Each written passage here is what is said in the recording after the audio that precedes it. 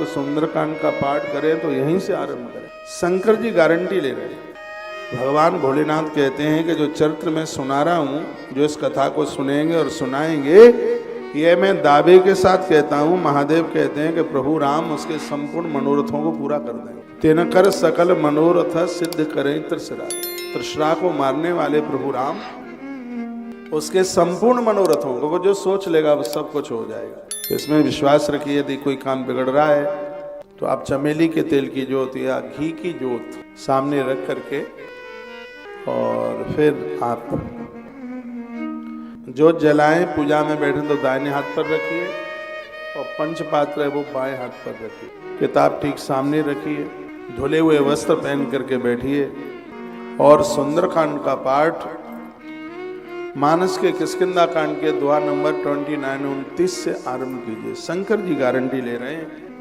वो कहते हैं कि प्रभु राम उनके सभी मनोरथों को पूरा कर देंगे, कोई भी काम अधूरा नहीं रहेगा। नीलोत्पल तन श्याम काम कोटि शोभा अधिक, सुनियता सुगुण ग्राम जा सुनाम अग खग बदिक।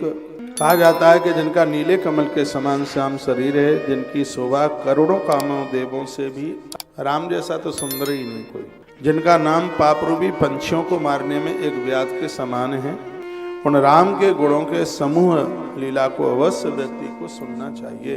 राम जी की कथाओं को सुनो, राम जी के चरित्रों को सुनो।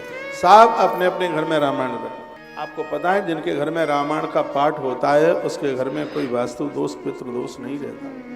नया मकान बनवाओ, रामायण का पाठ कराओ, पूरा रामायण ब्राह्मणों को बुलाओ, पूरा नौपरायण तक पूरा का पूरा बालकांड से लेकर के उत्तरकांड तक संपूर्ण रामायण का पाठ कर। नया मकान आप बना रहे, मैं तो कहता हूँ किराए वाले में जा रहे हो तो उसमें भी ये आप करेंगे। उस स्थान के सगरे दोष ही समाप्त हो जाते हैं।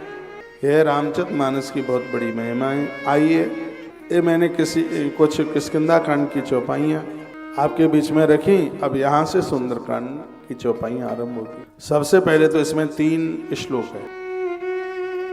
संस्कृत बोल करके यदि हिंदी में पाठ किया जाता है तो उसकी महिमा बढ़ जाती है। इतना अभ्यास कीजिए संस्कृत का। आजकल तो गूगल का जमाना है, संस्कृत के बहुत बड़े पंडित हो सकते हो आप मोबाइल का सहारा लेकर। स्तुतियाँ याद कर लो, लिंगाष्टक रोज पढ़ा कर। ग्रंथ दावे के साथ कहते हैं अकाल मौत नहीं होगी।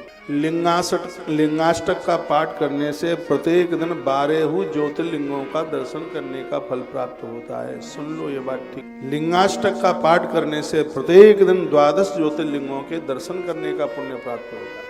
इतनी ही बड़ी महिमा। रुद्राष्टक का पाठ करने से प्रत्येक दिन महारुद्राभिषेक करने का फल प्राप्त होता है। नमामि शमीशान निर्वाण रूपम, इसका पाठ किया। शंकर जी अनादि और अनंत हैं, सब कुछ दे दे। पूजा में बहुत चीजें प्रयोग में लेते हैं। गोधूम गेहूं भी महादेव की पूजा में प्रत्येक दिन पूजा में लीजिए। हरी मूंग लीजिए, उड़द लीजिए उनकी, काले तिल लीजिए उनकी पूजा में। फूल और क्या हुआ, समी और बेलपत्र। बेलपत्र के बिना तो उनकी पूजा पूरी नहीं होती। दिया जलाए बिना किसी भी देवता की पूजा पूरी नहीं, इसलिए दीपक जरूर जलाइए। मैं कहूँगा एक लोटा जल चढ़ाने को जाते हो, एक छोटा सा दिवला लेके जाइए, बत्ती लेके जाइए, घी माचिस लेके जाइए। तो आप ज़्यादा तरह से क्या करते हैं, आप पहले लोटा चढ़ाते हैं, जल चढ़ाते हैं, उसके बाद में दिया जला करके रखते हैं। और हम लोग ऐसा करते हैं कि हम पहले जाते हैं तो दिया जला करके रखते हैं, बाद में लोटा चढ़ाते हैं तो जला कर। क्योंकि दिए के सानिध्य में किया गया सदकर्म अपने आप में अनंत गुना। पहले दिया जला करके रखो। हाँ, यदि आरती का दिया है तो वो जल चढ़ाने के बाद जलाए, आरती उतारे।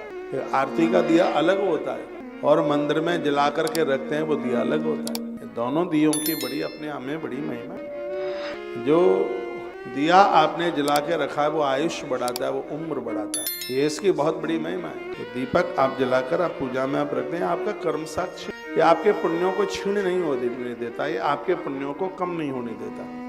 जो आरती का दिया है वो आपके परिवार को नजर नहीं लगने देगा, जादू टोना नहीं लगने देगा। ये इसका ये अपना प्रभाव है। बहुत लोग पूजा में इस दिए को जला के रख लेते हैं और उसी से आरती उतारते हैं, ऐसा होता नहीं है। जो दीपक आपने पूजा में जला के रखा है, आरती का दिया अलग से जलाना होता है। उसको उठा करके घुमा रहे हैं, ओम जैसे वो ओमकारा, नहीं, तो आप दीपक जला करके रखें, उसके बाद 1 लोटा जल चढ़ाएं, पत्तियां चढ़ाएं। शंकर जी की बड़ी अद्भुत कृपा है। आइए मैं सुंदर